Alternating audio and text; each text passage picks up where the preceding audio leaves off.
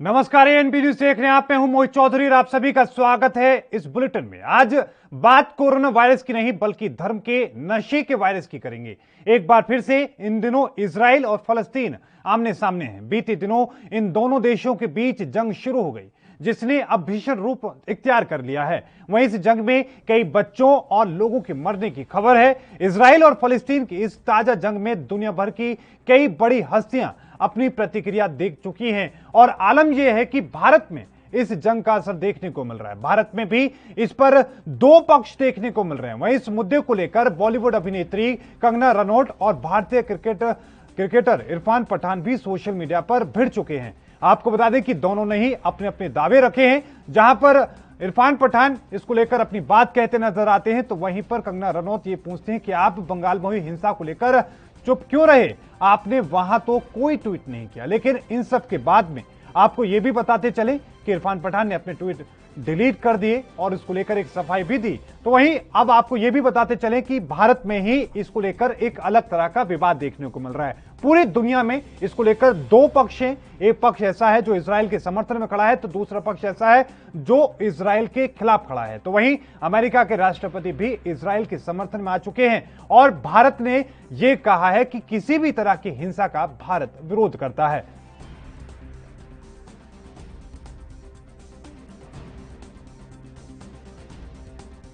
My national security staff and defense staff has been in constant contact with their counterparts in the Middle East, not just with the Israelis, but also with everyone from the Egyptians to the Saudis to the Emiratis, etc. And I had a conversation with Bibi Netanyahu not too long ago. I'll be putting out a statement very shortly on that. My expectation and hope is that later, but Israel has a right to defend itself when you have thousands of rockets flying into your territory. But I had a conversation for a while with the Prime Minister of Israel, and I think that my hope is that we'll see this coming to conclusion sooner than later. Israel और फिलिस्तीन को लेकर विवाद तेज है। विवाद को लेकर अलग अलग तरह के बयान हैं और इसके साथ ही इस्लामिक देशों की अगर हम बात करें तो वो तमाम देश इजराइल के खिलाफ लामबंद होते नजर आ रहे हैं। पाकिस्तान की हम बात करें तो टर्की और पाकिस्तान एक साथ नजर आ रहे हैं और उन्होंने भी कार्रवाई की बात इजराइल पर की है। लेकिन साथ में सबसे महत्वपूर्ण बात है कि लोगों में जिस तरीके के अब अलग अलग तरह के पक्ष देखने को मिल रहे हैं, एक दूसरे पर जिस तरीके से धार्मिक तौर पर कमेंट किए जा रहे हैं, वो एक चिंता का विषय है। लगातार जिस तरह की स्थिति हमेशा से देखने को मिलती रही है इजराइल और फिलिस्तीन के बीच में, उस तरह के विवादों को लेकर पूरी दुनिया में एक अलग तरह की राजनीति एक अंतर्राष्ट्रीय स्तर पर देखने को मिली है। लेकिन अब हाल ही में जो ताजा जो हादसे सामने आए हैं उसको लेकर अब अलग तरह के बयान देखने को मिलते हैं। जहां भारत ने अपनी प्रतिक्रिया दी है तो बाकी के देश भी अपनी अपनी बातें रख रहे हैं। लेकिन साथ में जो लोग हैं वो एक दूसरे पर इस मुद्दे को लेकर खासा गंभीर होते हुए नजर आ रहे हैं। आपको यह भी बताते चलें कि लोग पूछ रहे हैं कि आखिरकार जो लोग मुसलमानों का हवाला दे रहे हैं, मुस्लिम होने की बात कह करके लगातार इस तरह की प्रतिक्रिया इजराइल के खिलाफ होकर दे रहे हैं, उन लोगों से यह भी पूछा जाना चाहिए कि भारत में या फिर जब भारत में बंगाल जैसी स्थिति होती है, बंगाल में जब इस तरह की हिंसक तस्वीरें सामने आती हैं तो वो लोग चुप क्यों होते हैं। जब चीन में मुसलमानों के खिलाफ इस तरह की कार्रवाई होती है तो वहां पर वो आखिरकार चुप क्यों रहते हैं। पीओके में जब मुस्लिम समाज के साथ इस तरह की स्थिति होती है तब वो लोग चुप क्यों रहते हैं। लेकिन अब हाल ही में जो स्थिति फिलिस्तीन और वहां पर इजराइल के बीच में देखने को मिली है, इसको लेकर एक अलग तरह की जो राजनीतिक वो भी देखने को मिल रही है। लेकिन इन तमाम चीजों के बीच में ट्विटर पर खास तौर पर दो अलग अलग तरह के ट्विटर जो वहां पर देखने को मिल रहे हैं, दो अलग अलग तरह के ट्रेंड वहां पर चल रहे हैं जिसमें दोनों ही लोग अपनी अपनी प्रतिक्रियाएं देते हुए नजर आ रहे हैं।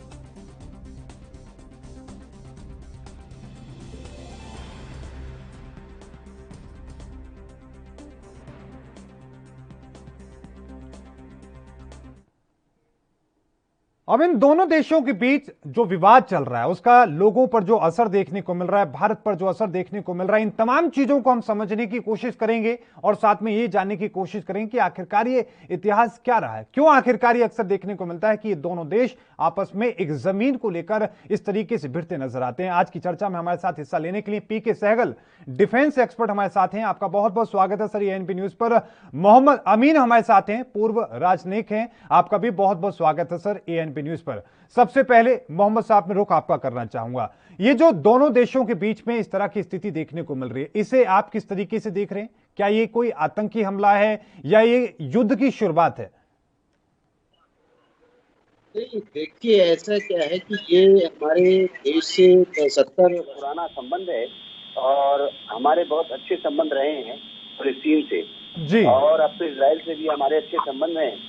इन दोनों देशों की समस्या ये रही है कि वो यहाँ पर जमीन को लेके और वर्शिप प्लेस को लेके झगड़ा है।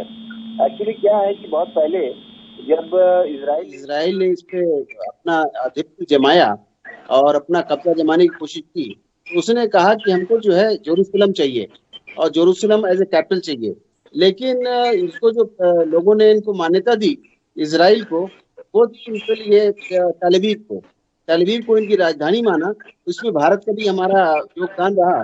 उसने इनको जेरूसलम पे कभी ये नहीं कहा कि ये, उसको यही कहा कि फिलिस्तीन का जो है, इसकी वजह से अब वो वर्शिप प्लेस है, उस पर कई बार आक्रमण हुआ और उसके पीछे ही इनकी जो बड़ी दीवार है जिसपे ये लोग यहूदी लोग अपना प्रेयर करते हैं, उसके ठीक पीछे मैं वहां गया हूँ 2004 में और विजिट किया है मैंने, वहां प्रेयर भी की है जी।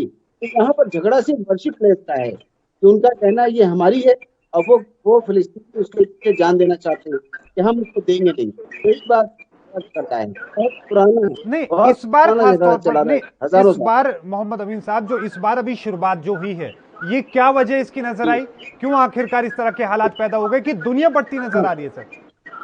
देखिए एक्चुअली हुआ क्या कि वेस्ट बैंक पे उनका टाउन है जेनिन क्या हुआ कि इजरायली फोर्सेस का यानी पुलिस का फिलिस्तीनियों का झगड़ा था। झगड़े के बदले में इन्होंने क्या किया कि जो फ्राइडे लास्ट रमजान का, उस फ्राइडे में लोग उसमें मस्जिद अक्सा में प्रेयर करते थे। प्रेयर करते के टाइम में जो लोग पहुंचे और इनके जो पुलिस फोर्सेस थे उन्होंने एकदम से फायरिंग ओपन कर दी, जिसकी वजह से घायल हो गए। जो वहाँ पे घायल इजरायली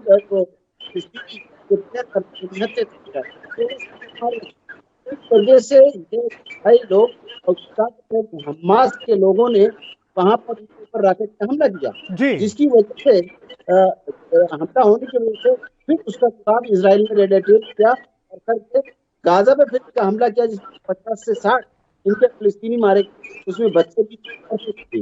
इस तरीके से हुआ, एक दूसरे को बच्चा था जिसकी वजह से मारा गया।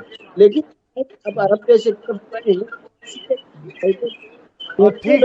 ठीक है मोहम्मद अमीन साहब, मैं आपको बीच में रोक रहा हूं, आपकी आवाज में किसी तरह का डिस्टरबेंस है जिसे हम सही तरीके से नहीं समझ पा रहे हैं, उसको ठीक कराते हैं, उसके बाद में फिर से आपका रुख करूंगा। लेकिन सहगल साहब, आप किस तरीके से देख रहे हैं? क्या इजराइल का यह हमला किसी धर्म पर है, किसी देश पर है या आतंकवाद पर है?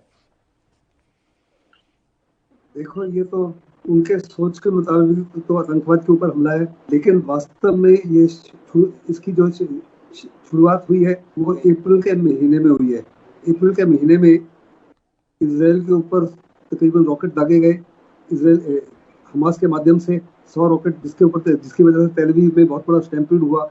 उसके बदले में उससे पहले जो थे इजराइल जो थे उसके सिक्योरिटी फोर्सेस ने कहा ईस्ट जेरूसलम को आप जो सेटलर्स थे पैलेस्टीनियन थे वो अपने घरों से निकल जाए, छोड़ दीजिए, और आप किसी हालत में अलग सा इसका मॉस्क में नहीं आएंगे प्रेयर्स के लिए, जो उनका मुस्लिम्स का 3rd होलिएस्ट श्राइन है।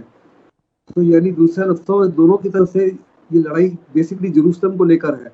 इजराइल पूरी जेरूसलम को अपना कैपिटल मानता है, पैलेस्टीनियन जो है ईस्ट जेरूसलम को फ्यूचर पैलेस्टीनियन नेशन का कैपिटल मानते हैं और उसको इजराइल मानने के लिए तैयार नहीं है। इजराइल की कोशिश है कि पूरे के पूरे जेरूसलम को वो हासिल कर ले और इसके लिए अमेरिका भी उसके साथ में है। और जवाबी कार्रवाई फिर 7 मई को, जैसे कि पहले डिस्कशन ने बताया, 7 मई को अचानक इजराइल के सिक्योरिटी फोर्सेस ने उनको वहां से जबरदस्ती हटाने के लिए कहा, जिसमें 35 लोग मारे गए और तकरीबन 100 से ज्यादा घायल हुए। इसके बदले में बहुत बड़े पैमाने पर 1050 रॉकेट हमास ने, जो एक टेररिस्ट ऑर्गेनाइजेशन है, लेकिन उनका मुख्य मकसद जेरूसलम को के ऊपर अपना कैपिटल बनाया जाए। जो इजराइल ने 1967 के बाद जमीन हासिल की थी, उस वेस्ट बैंक वगैरह और ईस्ट जेरूसलम उसको वापस लिया जाए। जवाबी कार्रवाई में इजराइल ने बहुत बड़े पैमाने पर अलग अलग तरह की जो देखने को मिलती हैं तस्वीरें। कुछ लोग कहते हैं कि ये इजराइल के ही कुछ लोग हैं, उन्हीं के द्वारा ये चलाया जा रहा है। कुछ लोग कह रहे हैं कि इजराइल पर ये अटैक वो लोग कर रहे हैं। सर ये क्या विवाद है? देखो, हमास जो है वो इजराइल के मुताबिक और अमेरिका के मुताबिक एक टेररिस्ट ऑर्गेनाइजेशन है, जिसका केवल और केवल मकसद है कि ईस्ट जेरूसलम को इजराइल से अलग करना और अपनी जमीनें जो खोई थी 1967 वॉर में, उनको दोबारा एक्वायर करना। वो अपने हक के लिए लड़ रहे हैं और इजराइल जो है अपने हक के लिए लड़ रहा है। जेरूसलम जो है तीनों रिलीजन्स के लिए, ज्यूज के लिए, क्रिश्चियंस के लिए और मुस्लिम्स के लिए बहुत ही इम्पोर्टेंट होली प्लेस है। जहाँ तक क्रिश्चियंस का ताल्लुक है, जीसस क्राइस्ट की क्रूसिफिकेशन कैवलरी हिल के ऊपर हुई थी और उनकी रिजर्वेशन भी इधर हुई थी। जहाँ तक ज्यूज का ताल्लुक है, वो कहते हैं आइजैक की सेक्रीफाइस इसी और जो मुस्लिम्स है वो कहते हैं प्रॉफिट मोहम्मद जो है मक्का से चल के इस जगह पर आए थे जी। और अल-अक्सा मॉस्क के साथ में डोम रॉक है और डोम रॉक के माध्यम से स्वर्ग की तरफ गए। तो यानी दूसरे दस्तों में तीनों रिलीजन्स के लिए ये बहुत ही इंपॉर्टेंट जगह है और तीनों ही रिलीजन जो है इसके ऊपर अपने धाक जमाना चाहते हैं। इजराइल वो एक्सेप्ट नहीं करने के लिए तैयार। इजराइल पूरे के पूरे जेरूसलम को कैप्चर करना चाहता है और जो हमास है वो अपने हक के लिए लड़ रहे हैं। इजराइल इसको कहता है कि ये टेररिस्ट ऑर्गेनाइजेशन है। वास्तव में वो चाहते हैं कि जेरूसलम में एक इंडिपेंडेंट पैलेस्टीन स्टेट बने और ये पैलेस्टीन का ईस्ट जेरूसलम पैलेस्टीन का जो है कैपिटल बने। ठीक है सर, मैं आपके पास फिर से आऊंगा। इसी को लेकर और भी हम समझने की कोशिश करेंगे, लेकिन इस बीच हमारे साथ विपिन शर्मा जी जुड़ चुके हैं। विपिन शर्मा, राजनीतिक विश्लेषक, आपका स्वागत सर एएनपी न्यूज पर। विपिन जी, जंग इजराइल और फलस्तीन के बीच में, लेकिन भारत में जो हंगामा हो रहा है, भारत में लोग उस विवाद को लेकर बढ़ते नजर आ रहे हैं, इस पर आप क्या कहेंगे? ये बड़ा दुर्भाग्यपूर्ण है। देखिए, ये समझना पड़ेगा कि यहाँ पर सर्वप्रथम क्या होना चाहिए, तवज्जो मिलनी चाहिए। आप अपने देश को तवज्जो दें, मानवता को दें। हम लोग अमूमन देखा जाता है कई सालों से, कई वर्षों से, कि यहाँ पर हम धर्म को ऊपर ले आते हैं। तो ये मेरे हिसाब से, मैं जो बतौर राजनीतिक विश्लेषक समझ रखता हूं, तो ये दुर्भाग्यपूर्ण है, इससे बचना चाहिए। और अगर हम अब आपने क्योंकि हिंदुस्तान के संदर्भ में बात करी, मैं बड़े फख्र हमारे को महसूस होता है कि हम उस देश के वासी हैं जहां पर एक बड़ी पुरानी रिवायत है जिसको फूल वालों की सैर कहते हैं, जो हिंदू और मुसलमान भाइयों की एकता का प्रतीक है।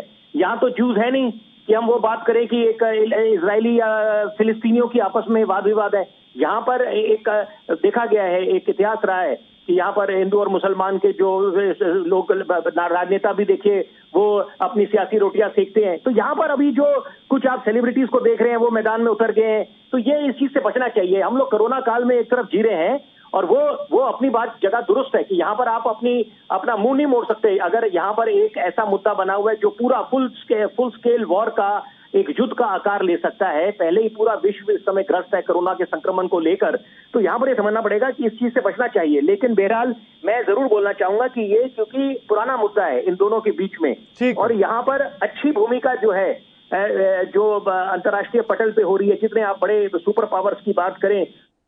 ठीक है विपिन जी, मैं आपको बीच में रोक रहा हूं, एक छोटे से हम ब्रेक पर जा रहे हैं और ब्रेक के उस पार भी चर्चा का सिलसिला लगातार जारी है। तीनों मेहमान हमारे साथ बने हुए।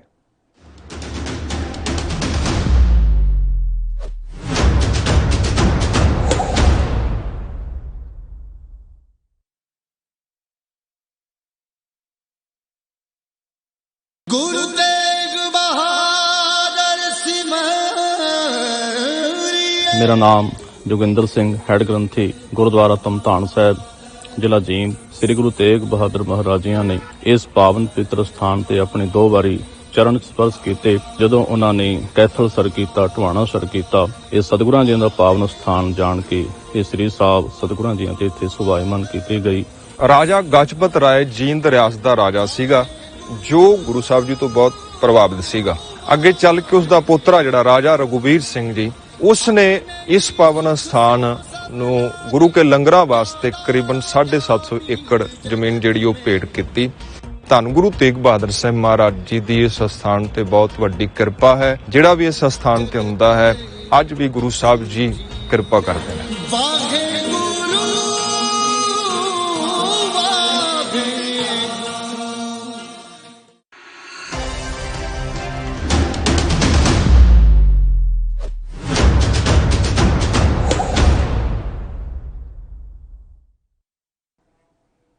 तो ब्रेक के बाद एक बार फिर से आप सभी का स्वागत है। लगातार चर्चा जारी है। हमारे साथ तीनों मेहमान बने हुए हैं। लगातार विपिन जी, रुख में आपका करना चाहूंगा। आप अपनी तरह की जिस तरीके से बात कह रहे हैं, लेकिन साथ में भारत का जो रुख है, उन्होंने सीधे तौर पर यह कह दिया है कि हिंसा के खिलाफ कोई भी इस तरह की स्थिति होती है तो भारत उसका विरोध करता है। हिंसा की कोई भी ऐसी तस्वीर सामने आती है तो भारत उसका विरोध करता है। विपिन जी, आप किस तरीके से देख रहे हैं इस कॉमेंट को? देखिए, बिल्कुल हिंदुस्तान ने तो हमेशा हिंसा की खिलाफत करी है और यहाँ पर, लेकिन एक बात मैं जरूर साझा करना चाहूंगा कि यहाँ पर जो हमारी कूटनीति है, अगर आप अटल बिहारी वाजपेयी जी की बात करें, जब वो प्रधानमंत्री थे तो वहां पर उसमें पैराडाइम शिफ्ट आया, बहुत बड़ा बदलाव आया कि आप अगर फिलिस्तीन को लेके बात करें, पहले आपने देखा जब प्रधानमंत्री इंदिरा गांधी थी तो वहां पर यासर अराफात के साथ और भाई बहन वाला एक आपस में इनका एक रिश्ता था, बड़ा अच्छा था। देखिए, वो उनकी अपनी सोच थी और जो उस समय यथास्थिति, उस समय जो स्थिति थी उसके हिसाब से उन्होंने करा। और लेकिन यहाँ पर यथास्थिति हमेशा रहती नहीं, एक जैसी स्थिति। तो वहां पर उसके बाद आपने देखा अटल बिहारी वाजपेयी के जब वो प्रधानमंत्री उन्होंने बतौर कार्यभार संभाला, तब हमारी क्या कूटनीति, उसमें बदलाव आया काफी। और उसके बाद अभी जो देखिए, ये बात है कि अभी अगर हम अमेरिका की बात करें, अमेरिका का जो रुख है, अगर जो और इजराइल का खास तौर पे, कि अगर हमारे हिंदुस्तान और अमेरिका के बीच में जो दोस्ती के नाते बड़े हैं, मजबूत हुए हैं डोनाल्ड ट्रंप और प्रधानमंत्री मोदी के, तो उसके पीछे बहुत हद तक जो योगदान रहा है वो इजरायली प्रधानमंत्री का रहा है, बेंजामिन नेतन्याहू का। और ये इसको आप नकार नहीं सकते। और ये इस समय अगर आप बात करें कि इजराइल के साथ डट के खड़ा है अमेरिका, और बाकी भी जो आप अरब लीग की बात करते हैं, वो पहले वाला अरब लीग नहीं है, उसमें भी काफी जो है फ्रेगमेंटेशन हुई है। और यहाँ पर अगर आप सऊदी अरब की बात करें तो वो बिल्कुल खुल के सामने नहीं समर्थन दे रहा। अगर इस समय कोई इनके साथ खड़ा है फिलिस्तीनियों के साथ, तो वो ईरान और टर्की है, और टर्की सामने है इस समय। अब तो यहाँ पर ये समझना पड़ेगा कि ये अभी इस समय सब लोगों की जिम्मेदारी बनती है, पूरे मुल्कों की विश्व के, कि यहाँ पर किसी भी स्थिति में युद्ध की नौबत नहीं आनी चाहिए। पहले ही आप देख रहे हैं आर्थिक मंदी का दौर है, जब अमेरिका और चीन की ट्रेड वॉर हुई उसने कितनी अर्थव्यवस्था को नुकसान पहुंचाया। उनकी जो आपस में जो तनातनी हुई थी, एक बिल्कुल ही एक स्टेटस को बना हुआ था, स्टेलमेट, तो वहां पर उसके कारण पूरे विश्व को आर्थिक मंदी के दौर से गुजरना पड़ा। तो अब और उसके ऊपर कोरोना का संक्रमण, तो यहाँ पर ये समझना पड़ेगा कि यहाँ पर इस समय की पुकार है कि किसी भी तरह से यूनाइटेड नेशंस अपने लेकिन पुख्ता कदम उठा रहे हैं। मोहम्मद अमीन साहब, मैं रुख आपका करना चाहूंगा और आपसे भी इस बात का मैं कमेंट लेना चाहूंगा कि भारत में खासतौर से इस तरह की जो स्थिति देखने को मिल रही है, लोग बटे हुए नजर आ रहे हैं, लड़ाई किसी और की है, हम क्यों आपस में इस तरीके से आपस में लड़ें, ये इस पर आप क्या कहेंगे सर? भारत का, जिससे भी विपिन शर्मा जी भी कह रहे थे, पहले जब मिसेस गांधी थी तो उनको वो मानते थे अपनी सिस्टर, और ये भी इनको अपना भाई मानती थी, बड़े अच्छे रिश्ते थे।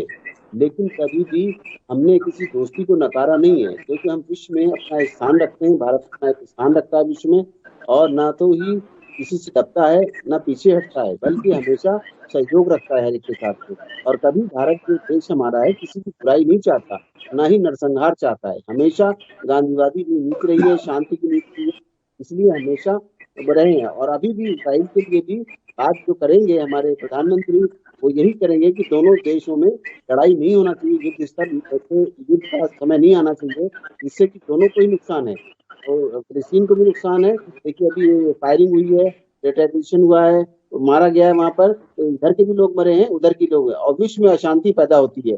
कुछ तो लोग हैं दुनिया में जो लड़ाने के लिए और अपना हिसाब सीधा रखने के लिए लड़ना चाहते हैं, ये देखा गया है। लेकिन सवाल देखिए यूनाइटेड नेशन का भी है कि यूनाइटेड नेशन से है, उसने क्या है, फिलिस्तीनियों के लिए यूएन ने अपना एक सपोर्ट करने के लिए एक ऑर्गेनाइजेशन बना रखा है, UN relief and work agency है फॉर फलस्टाइन रिफ्यूजीज, ये बनाई गई है। तो मैंने देखा है, मैं उन लोगों से मिला हूँ, वो हमेशा भी इसमें उन लोगों की सहायता करते हैं, लेकिन पूरा उधर भी ध्यान बना के रखते हैं इसराइलियों के साथ में। अब ये बात धर्म का है मामला और वर्शिप प्लेस का है, इसलिए दोनों का ही झुकाव इसी तरफ है, जेरूसलम की तरफ। जो अभी आप बता रहे थे हमारे डिफेंस एक्सपर्ट भी कि बात इसराइल में इसमें आ गई है कि उनको जेरूसलम कब्जा करना है और वो फिलिस्तीन देना नहीं चाहेंगे, क्योंकि उस पर तीनों धर्म का है, क्रिश्चियंस का भी है और जूस का भी है और मुस्लिम्स का भी है। वहां से हमारे प्रॉफिट स्वर्ग गए थे और वो मैंने वहाँ प्रेयर भी की है, मॉस्क में भी गया हूँ। तो ऐसा नहीं है तो जो बाहर की फोर्सेस हैं, फिलिस्तीन के बाहर जो मॉस्क के बाहर है वो इजरायली फोर्सेस हैं और अंदर जो है इन लोगों का कब्जा है मॉस्क के अंदर। तो अब ये बहुत बड़ा इंटरनेशनल लेवल का मसला है। हम तो वहाँ 2004 में गए थे और उनसे बात भी की थी, हमारे जो स्टेट मिनिस्टर थे उनके साथ डेलीगेशन में गया था, तो हमारे वहाँ रिप्रेजेंटेटिव भी अभी स्थिति सुधरेगी? अभी हालात जो वहां पर जो स्थिति बिगड़ती नजर आ रही थी वो सुधरेगी? जो तमाम दुनिया के तमाम बड़े नेताओं ने अपील की है वहां शांति की, उनसे बात भी की जा रही है नेताओं से, क्या लग रहा है कि हालात ठीक होंगे? देखिए, हमेशा वहाँ पे बहुत बुरी स्थिति है, वहाँ के लोग बड़ी स्थिति रह रहे हैं। जैसे हमारा देश है हमेशा उनको सहायता देता है, चाहे मेडिसिन के तौर पे है और भी तरह की सहायता देता है, पूरा विश्व देता है। लेकिन ये भी चाहता है कि दोनों जो ग्रुप हैं, देश और इजराइल दोनों ही शांत बना के रखते हैं, क्योंकि दोनों के नाहक लोग मारे जा रहे हैं, चाहे इधर के मारे जाएं या उधर के मारे जाएं, ये किसी को बर्दाश्त नहीं है। हमारा भारत भी इसमें कोई सहयोग नहीं करेगा, हमारा भारत शांति के लिए पहल करेगा और चाहता है कि शांति मानने की हो। बिल्कुल बिल्कुल। सहगल साहब से भी मैं इस पर सर कमेंट लेना चाहूंगा। सहगल साहब, आप किस तरीके से देख रहे हैं? एक तो जो लोगों में, हमारे देश के अंदर ही जो लोगों में ट्विटर पे हम देख रहे हैं दो अलग अलग ट्रेंड चल रहे हैं, दोनों की अलग अलग बातें। देश एक, आप भारत के होकर के इस तरह की आप बातें कर रहे हैं, इस तरह की बहुत हिंसक तरह की जो बातें हम देखने को हमें सोशल मीडिया पर मिल रही है, ये लोगों के जहन में इस तरह की जो बातें आई हैं, इसको लेकर आप क्या कहेंगे? और क्या भारत का जो रुख है वो ठीक रहा? भारत चाहता है कि दोनों देश जो है शांतिपूर्वक इस मुद्दे का हल ढूंढे। हिंदुस्तान डिप्लोमेटिकली बड़ी डिफिकल्ट सिचुएशन में है। इजराइल हमारा दोस्त है, अमेरिका हमारा दोस्त है, लेकिन उसके बावजूद किसी भी हालत में हिंदुस्तान नहीं चाहेगा कि इजराइल के और हमले पर स्थिति बहुत ही गंभीर है। Last night Israeli prime minister ने कहा कि मैं 24 घंटे का अल्टीमेटम देता हूं, हमारे टैंक्स और बख्तर गाड़ियां जो है रेडी हैं और अगर 24 घंटे के अंदर ये हमास की तरफ से रॉकेट अटैक्स नहीं हो तो हम अटैक करेंगे और इस पर जो जमीन हम पकड़ेंगे उसको हमेशा हमेशा के लिए अपने पास रखेंगे, वापस नहीं देंगे। इसकी स्टेटमेंट के बाद में तमाम इस्लामिक वर्ल्ड जो है वो एकजुट होके पैलेस्टीन के पीछे खड़ा हुआ है और बहुत बड़े पैमाने पर अगर ये लड़ाई बढ़ती है तो यकीनन टर्की और हर तरह से सपोर्ट देंगे और इसका आने वाले समय में बिल्कुल वही हो सकता है जो यमन में हालत है या सीरिया में हालत है। आप देखो यमन में सऊदी अरेबिया हुथीज के फेवर में गया, सऊदी गवर्नमेंट फोर्सेस की फेवर में गया। अभी 2-3 साल हो गए, अभी वो अपने आप को वहां से किसी तरीके से पुल आउट करना चाहता है लेकिन पुल आउट नहीं कर पा रहा। नतीजा क्या हुआ है कि बहुत बड़े पैमाने पर वहाँ पे भूखमरी हुई है, वहाँ पे लोगों के घर बार लूट गए, वहां से रिफ्यूजी प्रॉब्लम खड़ी हो गई है, बिल्कुल उसी माफी से सीरिया की तरफ। लेकिन सर ये बात और समझने की कोशिश करूंगा, क्या इस वक्त जो भी जो इस्लामिक देश हैं या फिर पाकिस्तान, टर्की जैसे जो देश अभी इस तरह की बयानबाजी कर रहे हैं, क्या ये सक्षम हैं इजराइल को इस तरह की बातों को लेकर कहने के लिए, इजराइल के ऊपर किसी तरह का कोई दबाव बनाने के लिए? अभी मौजूदा स्थिति में वो सक्षम नजर आते हैं? देखो, इजराइल बड़ा पावरफुल नेशन है। इजराइल की परवाह नहीं करता, ना तो यूनाइटेड नेशन की परवाह करता है। वो कहते हैं हम किसी भी हालत में अपने किसी प्रकार लाइफ का या प्रॉपर्टी का एक्सेप्ट नहीं करेंगे और अगर इसको बंद नहीं करता तो हम हर कार्रवाई करेंगे जो हमारे हित में है। जर्मनी की मर्कल उसको सपोर्ट करती है, बोलते हैं Israel has a right to defend, but according to me Israel भी संयम बरताए बिकॉज इजराइल फंस जाएगा। अगर आपको याद होगा बहुत साल पहले मैं लेबनान में गया था और it became the longest war, almost 12-13 साल एंड वॉर ऑफ अट्रिशन जो है वो इजराइल एक्सेप्ट नहीं कर सकता because of lower population. Proxy war हो जाएगी between Iran and Israel between Turkey and Israel और दूसरे देश जो है इसको बड़े पैमाने पर इन्वॉल्व हो जाएंगे। इसलिए बहुत लाजमी है कि यूनाइटेड नेशंस और बाकी सारे देश जो है वो इसराइल और पैलेस्टीन को अपील करें और उनको कहे कि संयम बरतिए, हर हालत में डीएस्केलेट कीजिए, किसी भी हालत में इसको बढ़ने मत दीजिए, क्योंकि दुनिया के लिए बहुत ही हानिकारक होगा, पाकिस्तान के लिए हानिकारक होगा। ऑयल प्राइसेस जो है आसमान पे छू गई। हानिकारक तो है, इंसानियत के लिए हानिकारक है। लेकिन इसमें मोहम्मद अमीन साहब, एक कमेंट में आपसे ये और समझने की कोशिश करूंगा कि जिस तरह की स्थिति वहां पर दिख रही है, यूएन का जो आप किस तरीके से देख रहे हैं यूएन को, और साथ में जो अब तक इतने सारे समझौते हुए यूएन के सामने हुए, कई आपस में समझौते किए गए, उनमें से टिका तो सर कोई नहीं। क्या लग रहा है कि अभी भी इस तरह के हालात, अगर कोई समझौता बनता है या कोई सीज फायर जैसी ऐसी कोई बातें होती हैं, क्या वो टिक पाएंगी? देखिए, यूएन को तो इंटरवीन करना पड़ेगा। इससे पहले भी किया है। मैं अभी बता रहा था कि उन्होंने अपनी सिक्योरिटी एजेंसी लगा रखी है पैलेस्टाइन के लिए, रिलेशन के लिए, और वहाँ पे वॉलंटियर छोड़े हुए हैं जो हमारे वॉच करते रहते हैं और रिपोर्ट्स अपनी करते रहते हैं यूएन को। तो यूएन को अपनी निगाह बना के रखे हुए है। लेकिन इसमें क्या है कि इस वक्त अभी बात आई है, जैसे टर्की घुसा है, तो टर्की जो है नाटो का मेंबर भी है, इसलिए सोचता है कि शायद अमेरिका भी ओपनली नहीं आएगा। लेकिन ऐसा नहीं, उसने सुनने में आया कि उसने रशिया से भी बात की है और ईरान को भी सपोर्ट मिल गया है।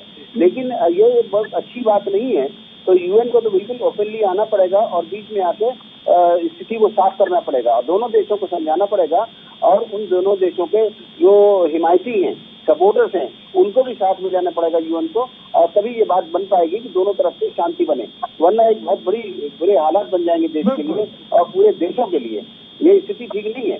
इसके लिए तो हमारा देश भी चाहता है कि वहाँ पर शांति व्यवस्था कायम रहे।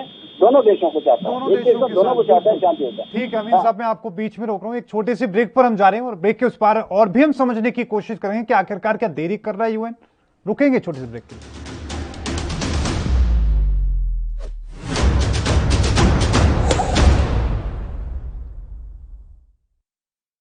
अगर ਆਪਾਂ ਨੇ ਆਪਣੇ ਪਰਿਵਾਰਾਂ ਨੂੰ ਬਚਾਉਣਾ ਹੈ, ਬੱਚਿਆਂ ਨੂੰ ਬਚਾਉਣਾ ਹੈ, ਆਪਣੇ ਹੋਰ ਬਜ਼ੁਰਗ ਨੇ ਉਹਦੇ ਵਿੱਚ ਘਰਾਂ ਦੇ ਵਿੱਚ ਉਹਨਾਂ ਨੂੰ ਬਚਾਉਣਾ ਹੈ, ਤਾਂ ਇੱਕੋ ਹੀ ਤਰੀਕਾ ਹੈ ਕਿ ਆਪਾਂ ਟੀਕੇ ਲਗਾਓ। ਤੇ ਇਹ ਜਿਹੜੀ ਕੋਰੋਨਾ ਵਾਇਰਸ ਹੈ ਇਹਦੇ ਉੱਤੇ ਫਤਿਹ ਕਰੋ। ਗਿਆਨੀਆਂ ਵਿਗਿਆਨੀਆਂ ਦਾ ਫੈਸਲਾ ਜੇ ਮੰਨੀਏ, ਅੱਜ ਨਹੀਂ ਤੇ ਕੱਲ ਫਤਿਹ ਹੋਊਗੀ ਜ਼ਰੂਰ। आओ मिलके कोरोना नु हराइए। वैक्सीन लगवाओ, परिवार बचाओ। फतेह हो पंजाबियों, फिर फतेह होगी।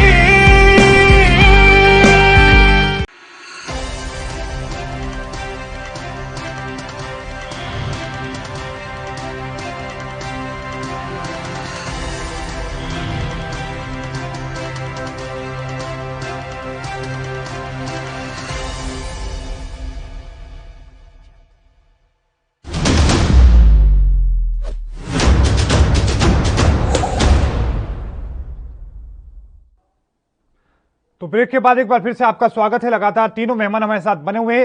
मोहम्मद अमीन साहब, रुख में फिर से आप ही का करना चाहूंगा, क्या यूएन देरी कर रहा है? इसको लेकर अब तक किसी न किसी तरह की कोई बात उनको रखनी चाहिए थी सामने। देखिए, ये शुरू से मसला यूएन के बीच में रहा है और सारे देशों ने भी चाहा है कि यूएन इसमें करे। यूनाइटेड नेशन को उसकी बहुत बड़ी संस्था है जिसकी हर देश बात मानता है, इसलिए इस वक्त यूनाइटेड नेशन का बहुत इंपॉर्टेंट रोल है और उसको इमीडिएटली अपनी इमरजेंसी मीटिंग बुला के उसमें दोनों देशों के पक्षों को रखना चाहिए, सुनना चाहिए, उनकी बात को सॉल्व करना चाहिए, तभी बात बनेगी। वरना ये बड़ा मुश्किल हो जाएगा सभी देशों के लिए, क्योंकि इजराइल के पड़ोस में सारा गल्फ कंट्रीज है, चाहे वो जॉर्डन है, चाहे वो यमन है या सऊदी अरब है, सारे आसपास देश लगे हुए हैं। तो बड़ी बुरी स्थिति हो जाएगी और एक ये सब पेट्रोलियम प्रोडक्ट देने वाले लोग हैं, तो सारे विश्व में एक प्राइसेस हाई हो जाएंगे और उससे बड़ी प्रॉब्लम आ जाएगी और हमारे पास आपूर्ति भी मुश्किल हो जाएगी। तो इसलिए इसको यूएन को बीच में आना पड़ेगा और इमरजेंसी मीटिंग बुलाकर इनको दोनों देशों को शांत करना होगा। मेरा तो यही एक समझ में आता है, ओपिनियन है हमारी। नहीं, ठीक है सहगल साहब, मैं भी आप ही का भी ओपिनियन जो है, आपका कमेंट इस पर लेना चाहूंगा और साथ में ये भी कि इस तरह की जब स्थिति बन चुकी है तो ऐसे में क्या यूएन को कोई कड़ा कदम उठा लेना चाहिए, और साथ में ये कि क्या लग रहा है कि अगर कोई कदम उठाया भी जाता है, समझौता कराया भी जाता है, क्या वो फिर टिक पाएगा या पहले की तरह जो इस तरह की स्थिति रही है वो फिर से टूट जाना है? देखो, जहाँ तक यूएन है, यूएन सिर्फ अपील कर सकता है। यूएन के पास कोई सोर्सेज नहीं है कि अपने इरादे को या अपनी मंशा को रिपोर्ट कर सके। यूएन तो केवल अपील कर रहा है। बाइडेन भी इसको बड़ी सीरियसली ले रहे हैं और उन्होंने एक सीनियर को भेज दिया है मिडिल ईस्ट में इसराइल से बात करने के लिए और फलस्तीन से बात करने के लिए इसको डीएस्केलेट किया जाए। लेकिन अगर आप देखो तो जेरूसलम का ताल्लुक है इतिहास में 56 बारी जेरूसलम के ऊपर अटैक हुए और 2 टाइम्स जो है उसको कैप्चर किया गया है और 23 टाइम्स उसको सराउंड किया गया है। जब तक जेरूसलम के ऊपर कोई सोल्यूशन नहीं निकलेगा जी, ये इशू जो है बंद नहीं होगी। अगर आप देखो तो ये लड़ाई तो पिछले 3000 साल से चली जा रही है और जेरूसलम को पैलेस्टीनियंस चाहते हैं कि वहां पे उनका कैपिटल बने, एक अलग पैलेस्टीनियन स्टेट बने। Eventually world will have to come to the conclusion कि एक पैलेस्टीनियन और उसको इजराइल एक्सेप्ट करे, तभी जो है मिडिल ईस्ट में शांति होगी। मिडिल ईस्ट में शांति किसी हालत में कभी भी नहीं होगी। टेम्परेरी मुद्दा सॉर्ट आउट हो सकता है, डीएस्केलेशन हो सकती है, लेकिन उसके बाद में फिर उठ खड़ा होगा। ये 2014 के बाद में सबसे गंभीर स्थिति है और ये स्थिति आउट ऑफ कंट्रोल हो सकती है अगर अगले 24 घंटे में इसको रोका ना गया था। लेकिन सर इसको एक चीज और, ये कि धार्मिक एंगल होने की वजह से ज्यादा गंभीर हो चुका है ये मामला। भारत तो सिर्फ अपील कर रहा है। भारत के अलग अलग कम्युनिटीज जो है वो अलग अलग रुख अपना रही है, लेकिन जैसे कि मैंने कहा हमारे लिए डिप्लोमेटिकली बहुत ही बड़ा चैलेंज है। Friends with Israel and we also believe कि अगर इशू आउट ऑफ हैंड नहीं होनी चाहिए। अगर आउट ऑफ हैंड चला गया तो पूरी दुनिया के लिए जबरदस्त खतरा है। पूरी दुनिया की इकोनॉमी तबाह हो जाएगी। पेट्रोल प्राइसेस मैंने जैसे कहा कि आसमान को छुएंगे। हमारी इकोनॉमी वैसे ही कोविड की वजह से फिर से डूब रही है और हम नहीं चाहेंगे किसी भी हालत में पूरी दुनिया का यही हाल है। यकीनन विपिन शर्मा जी, मैं आप ही का भी रुख करना चाहूंगा और ये समझने की कोशिश करूंगा खासतौर पर भारत को लेकर। जो भारत की स्थिति है, भारत का जो रुख है वो ठीक है क्या? उसको और खुलकर आ जाना चाहिए कि इजराइल हम आपके साथ हैं, या फिर फलस्तीन के साथ में कि भाई भाई बहन का रिश्ता था, है और रहेगा, या फिर खुल के आने से किसी तरह की भारत के लिए ही कोई कूटनीतिक तौर पर कोई नुकसान होगा?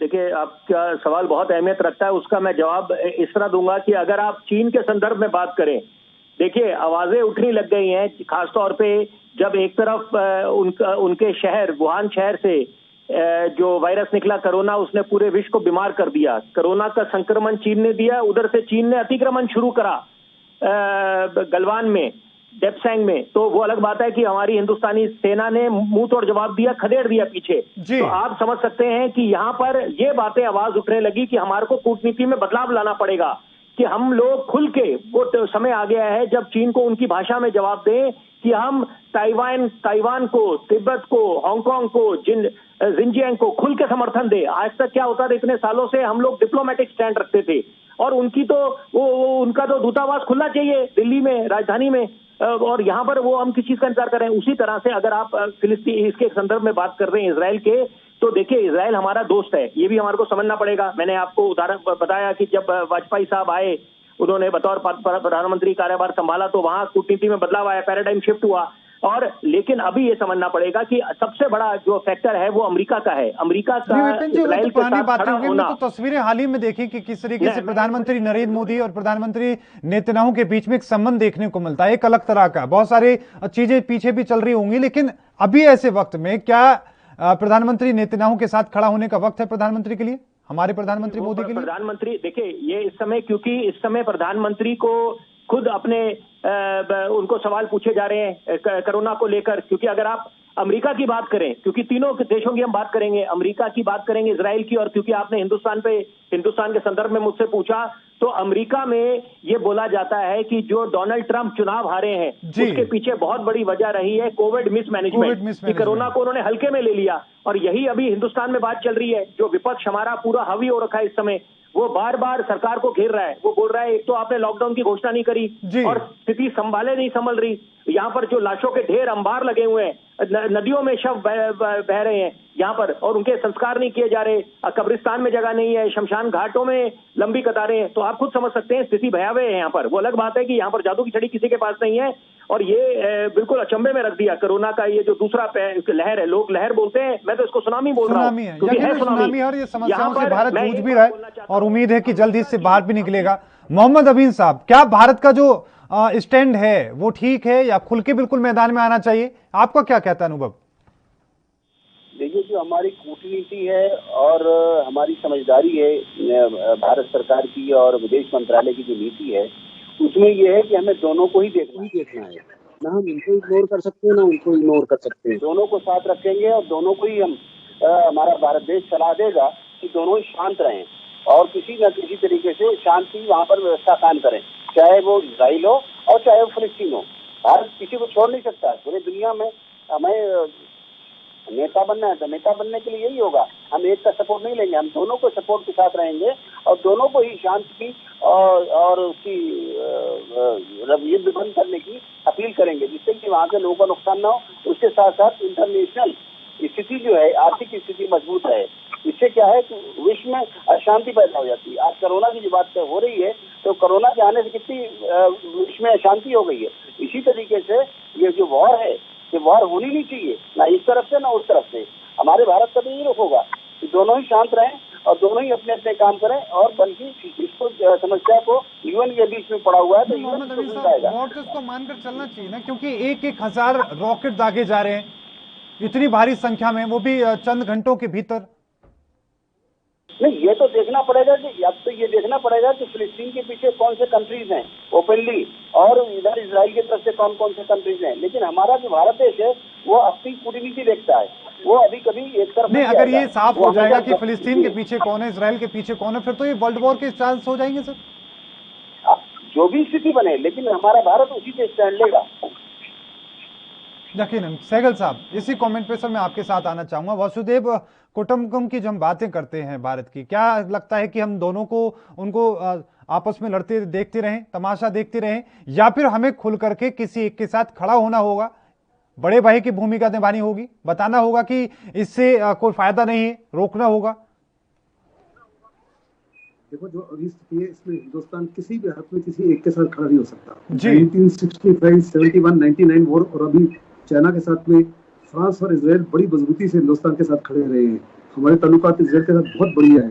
उसके बावजूद इजराइल के अपने हित में है कि हर हालत में डी एस्केलेशन करे और इस लड़ाई को आगे ना बढ़ाए। हिंदुस्तान की यही एडवाइस होगी हर हालत में कि हम किसी एक का साथ नहीं देंगे, आप डी एस्केलेट कीजिए, ये आपके हित में, विश्व के हित में और पैलेस्टीन के हित में। हम दैट्स व्हाई आई सेड कि diplomatically we are in a very very difficult and very amazing situation. We cannot openly stand with Israel under any circumstances. वो हमारे हित में नहीं होगा और शांति के हित में नहीं होगा।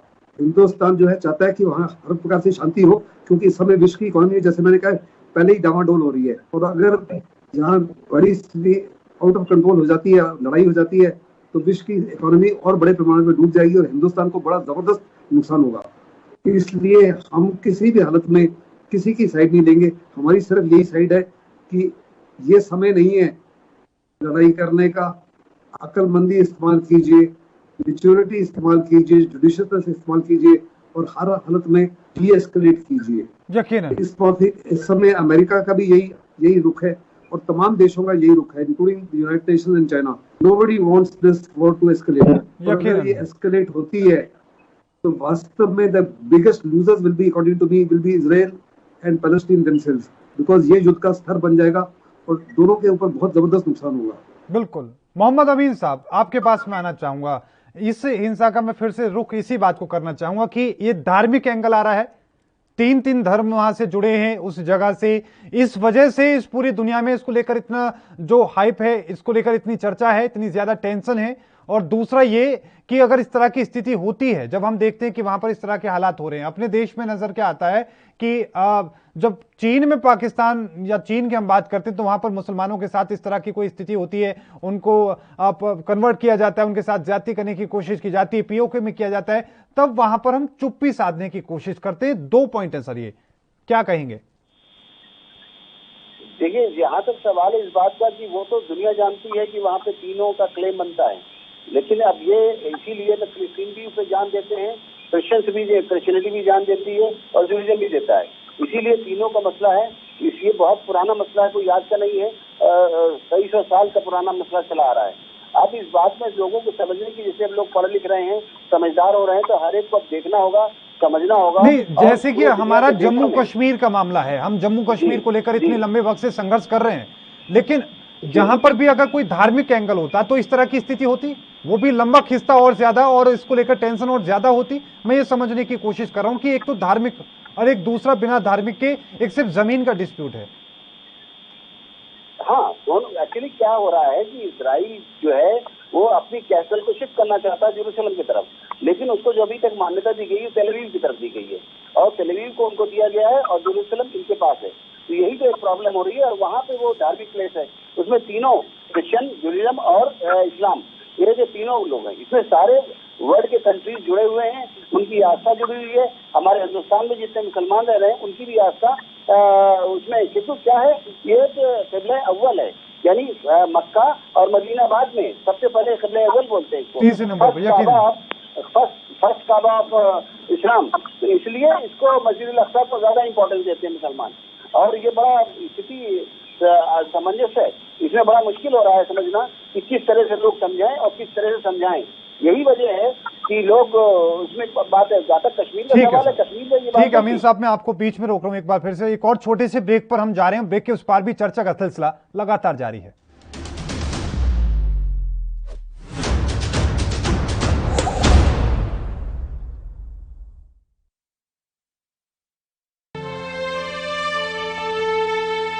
सत श्री अकाल जसवंत जी। हाँ जी जसवंत जी, की हाल है? हकीम साहब, 2 दिन हो गए बुखार ही नहीं उतर रहा। चाचा घबरा ना,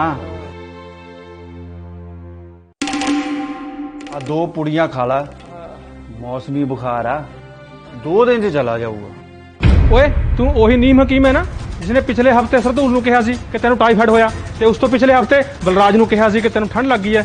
ਅੱਜ ਉਹ ਦੋਵੇਂ ਬੰਦੇ ਵੈਂਟੀਲੇਟਰ ਤੇ ਪਏ ਨੇ, ਕੋਵਿਡ ਹੋਇਆ ਸੀ ਉਹਨਾਂ ਨੂੰ, ਪਤਾ ਨਹੀਂ ਬਚਦੇ ਵੀ ਕਿ ਨਹੀਂ। ਓਏ ਬਾਬਾ, ਇਹਨਾਂ ਨੀਮ ਹਕੀਮਾਂ ਤੋਂ ਬਚ ਤੇ ਡਾਕਟਰ ਤੋਂ ਚੈੱਕਅਪ ਕਰਵਾ। ਭੱਜ ਇੱਥੋਂ, ਮਾਰ ਲੱਗਿਆ ਸੀ ਮੈਨੂੰ।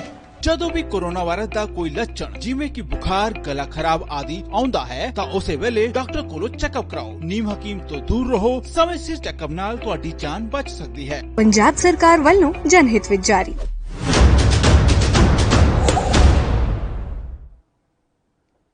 तो ब्रेक के बाद एक बार फिर से आपका स्वागत है। लगातार चर्चा जारी है, तीनों मेहमान हमारे साथ बने हुए हैं। मोहम्मद अमीन साहब, मैं फिर से रुख आप ही का करना चाहूंगा। बात यहां तक हो रही है कि ठीक है, वहां पर मुस्लिमों का इस तरीके से एक बड़ी बहुत ही मान्यताओं वाली जगह है और भी बाकी धर्मों की है, लेकिन एक बात ये कही जा रही है कि जब मुसलमानों के ऊपर अत्याचार चीन में या पीओके में होते हैं तब आखिरकार ये चुप्पी क्यों हो जाती है, लोग खुलकर बोलते क्यों नहीं है? इसके पीछे सर आपको क्या वजह नजर आती है?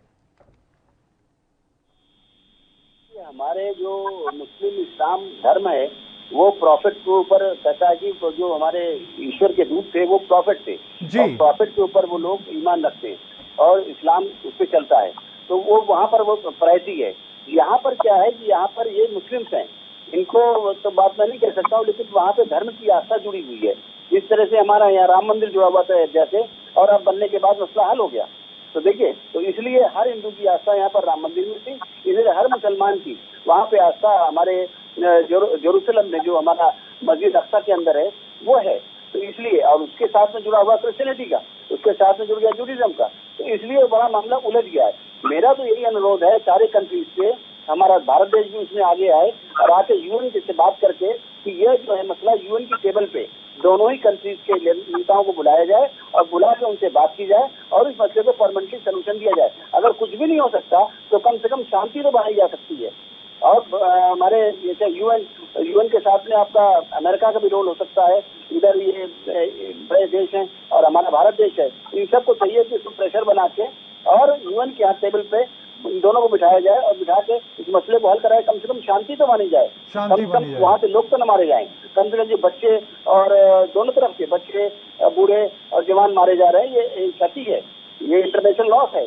क्योंकि वहाँ बड़े बड़े साइंटिस्ट हैं हमारे। इसराइल बड़ा डेवलप कंट्री, मैं गया हूँ इसराइल में और फिलिस्तीन भी गया हूँ, तो फिलिस्तीन तो इतना डेवलप नहीं है जितना डेवलप सेल्फ में कंट्री जस्ट लाइक यूरोप, उससे कम नहीं है जो इसराइल है। जाके देखिए वहाँ पर कितना बेहतरीन कंट्री है, वहाँ का क्या प्रोडक्शन है, किस तरह से फल फ्रूट होते हैं, कितना अच्छा वहाँ पे माहौल है।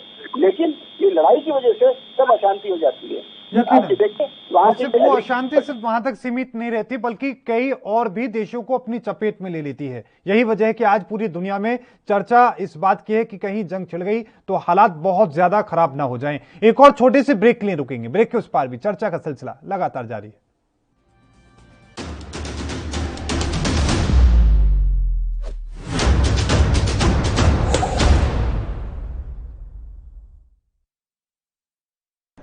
यात्रीगण कृपया ध्यान दें, ANB express news on wheels Tata sky, Airtel, Facebook page, Instagram, Jio TV, Google play, YouTube और ऐप स्टोर पर रात 9 बजे ANB न्यूज पर आ रही है। धन्यवाद।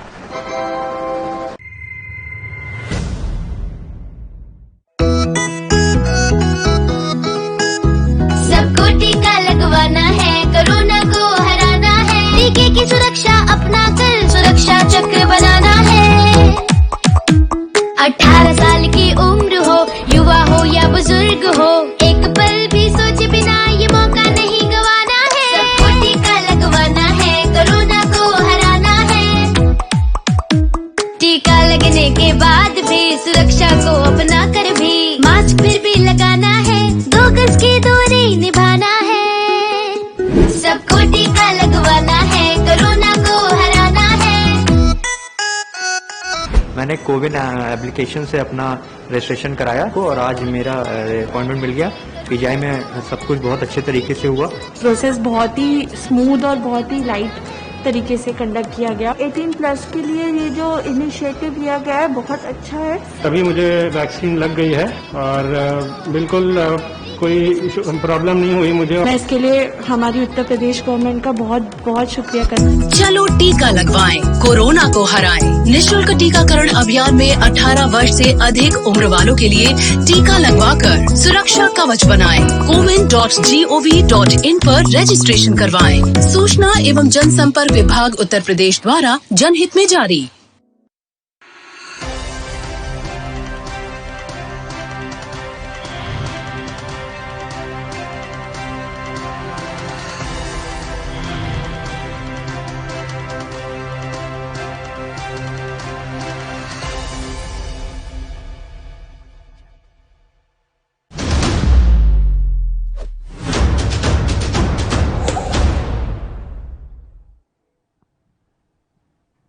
तो ब्रेक के बाद एक बार फिर से आपका स्वागत है। लगातार चर्चा जारी है, तीनों मेहमान हमारे साथ बने हुए हैं। केपी सहगल सर का मैं एक बार फिर से रुख करना चाहूंगा।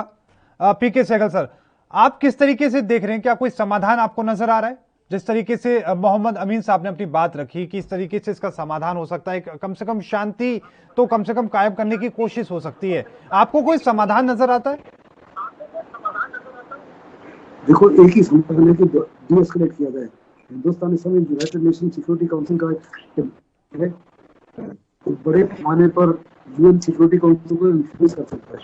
हिंदुस्तान की पूरी कोशिश होगी कि यूएन सिक्योरिटी काउंसिल के परमानेंट मेंबर्स को भी साफ तौर पर कहे कि इसका डिप्लोमेटिक समाधान ढूंढना पड़ेगा। सिवाय डीएस्केलेशन के इसके अलावा कोई ऑल्टरनेटिव नहीं है। दुनिया के हित में नहीं है इस समय, कोरोना के समय, किसी प्रकार का यहाँ मिडल ईस्ट में युद्ध हो। मिडल ईस्ट में युद्ध जो है वो एक किस्म से बर्बादी का घंटी होगी सारी दुनिया के लिए, और इसलिए किसी के हित में भी नहीं होगा कि युद्ध हो। इंडिया की आवाज जो है, thanks to our foreign policy, बहुत देश जो है बड़ी गौर से सुनते हैं। और जैसे कि मैंने पहले कहा कि हिंदुस्तान जो है बड़ी मुश्किल हालत में, देयर इज नो वे कि हम किसी एक के साथ साफ तौर पर जुट के खड़े हो जाए। हमारी पूरी कोशिश होगी और होनी चाहिए कि दोनों को अपील किया जाए कि डीएस्केलेट किया जाए, किसी भी हालत में युद्ध की तरफ मत बढ़ा जाए।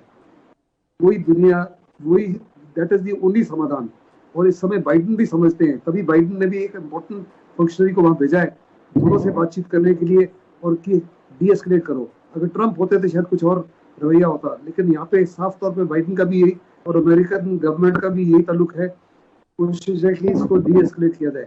ओनली अनफॉर्चुनेटली मर्कल की स्टेटमेंट से मैं सहमत नहीं हूँ। मर्कल ने कहा कि Israel has a right to defend. Right to defend what? ये तमाम कार्रवाई शुरुआत हुई है, सारी जड़ की मुसीबत जो है मेरे मुताबिक इजराइल है। तो रिकॉग्नाइज नहीं कर रहा कि ये जो पैलेस्टीन है, it is an important religious place for all the 3 religions. Complete Palestine को ऑक्यूपाई नहीं कर सकता। उसी ने कहा कि इस जेरूसलम से पैलेस्टीनियंस हट जाएं और वो वहां पे अपनी कॉलोनी को स्थापित करना चाहता है, जबकि वास्तव में इट इज इनकरेक्ट। स्टार्ट ही उसी से हुई कि उन्होंने कहा कि जब ईस्ट जेरूसलम से पैलेस्टीनियंस को हटने के लिए, अपने घर छोड़ने के लिए और अपनी सिक्योरिटी फोर्स को इस्तेमाल किया गया, उनको जबरदस्ती निकालने के लिए, जिसमें दंगा 35 पैलेस्टीनियंस मारे गए, 100 घायल हुए।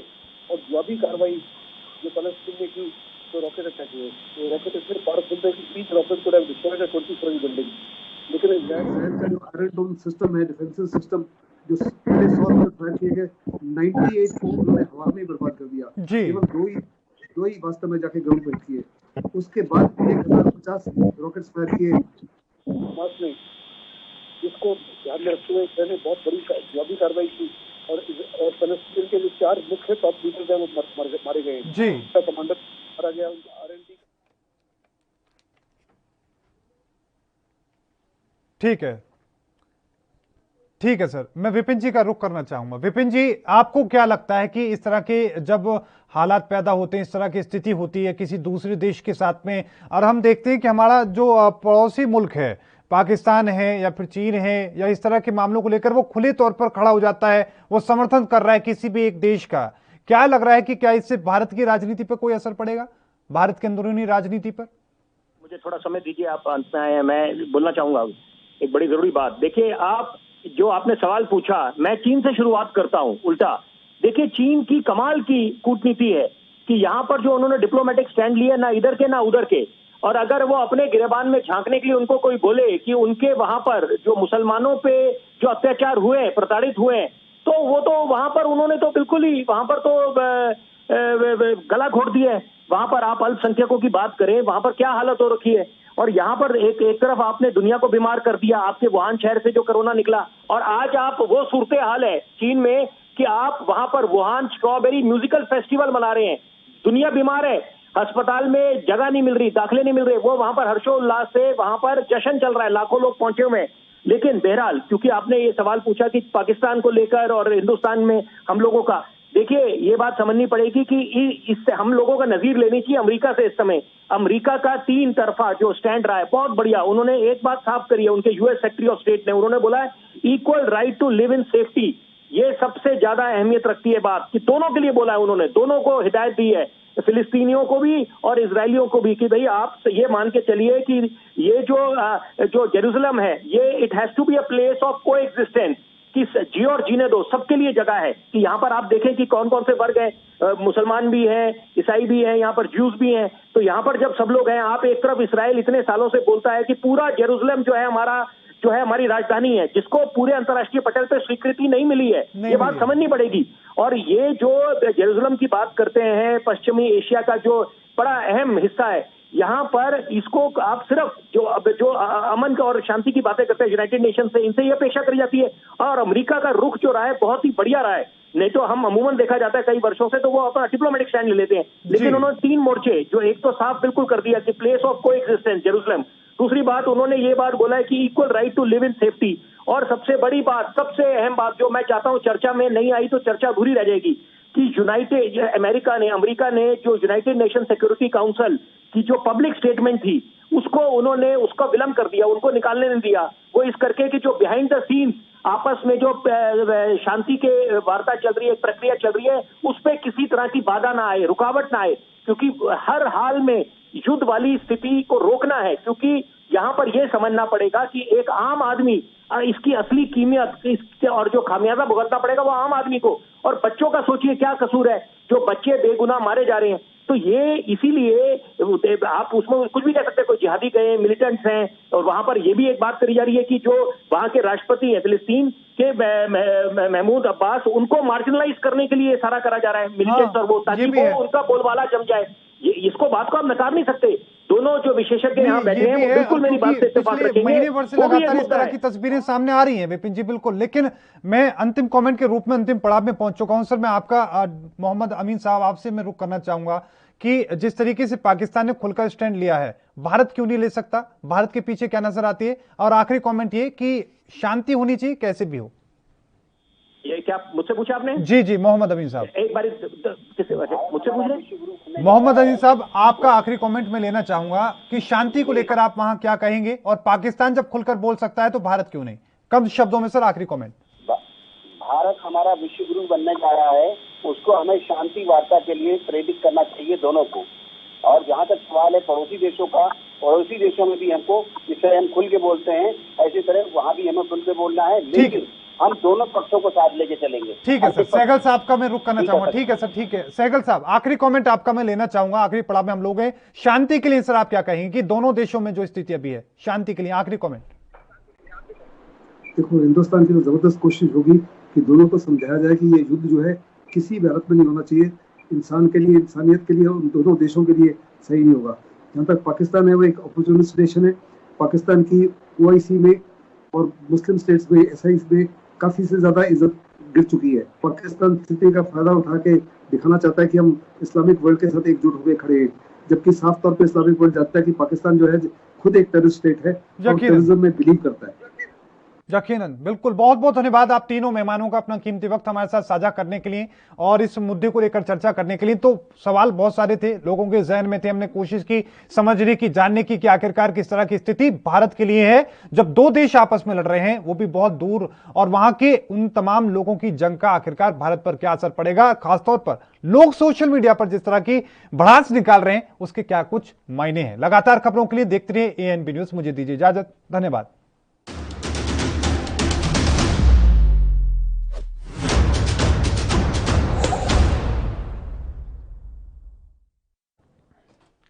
और इस बीच एक बड़ी खबर आपकी टीवी स्क्रीन पर। आपको बता दें कि महाराष्ट्र में नहीं थम रही है कोरोना की रफ्तार। इस वक्त की बड़ी खबर आपकी टीवी स्क्रीन पर। पिछले 24 घंटे में 42,582 नए कोरोना के केस सामने आए हैं। हालांकि जो रफ्तार है वो अभी भी थमती नजर नहीं आ रही है, लेकिन आंकड़े पहले से कम है। महाराष्ट्र में इस कोरोना संक्रमण की वजह से 850 लोगों की जान चली गई है। ये बीते 24 घंटे का आंकड़ा है। और मुंबई की हम बात करें, जो आंकड़े लगातार वहां पर 3000 से 6000 के बीच में नजर आ रहे थे, वो आज करीब 2000 के आसपास नजर आए। लेकिन साथ में पूरे महाराष्ट्र की हम बात करें तो पूरे महाराष्ट्र के लिए अभी भी चिंता की स्थिति बनी हुई है। यही वजह है कि वहां पर जो हालात है, आज भी कोरोना संक्रमण की वजह से 800 से ज्यादा लोगों की जान चली गई है। 850 लोगों की जान बीते 24 घंटे में। और सिर्फ आंकड़े की हम बात करें तो 42,000 से ज्यादा नए कोरोना से संक्रमित जो आंकड़े हैं वो अकेले महाराष्ट्र में सामने आए हैं। महाराष्ट्र पूरे देश में सबसे ज्यादा पीड़ित राज्य है। कोरोना की वजह से सबसे ज्यादा नुकसान किसी राज्य ने अब तक झेला है तो वो देश के महाराष्ट्र का है। महाराष्ट्र में हालात जो है वो अभी भी काबू में नजर नहीं आ रहे। हालांकि रफ्तार पहले से कम है, लेकिन बावजूद इसके ये जो आंकड़े एक दिन में 42,000 केस एक दिन में आना एक बड़ी चुनौती सरकार के लिए है और एक बड़ी चिंता है देश के लिए कि एक राज्य में एक दिन में 42,000 तक के जो आंकड़े अभी भी सामने आ रहे हैं। कोशिश यही है, सख्ती बढ़ाई जा रही है, बावजूद इसके